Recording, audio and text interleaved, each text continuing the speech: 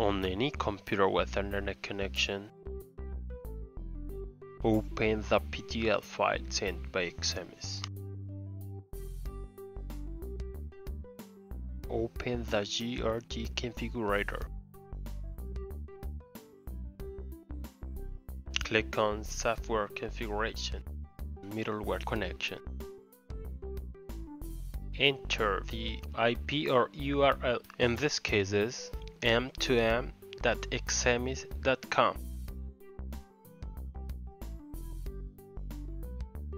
Enter the port.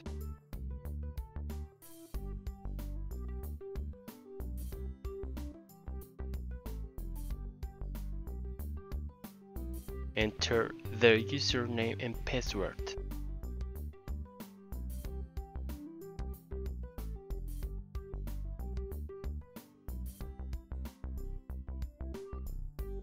OK.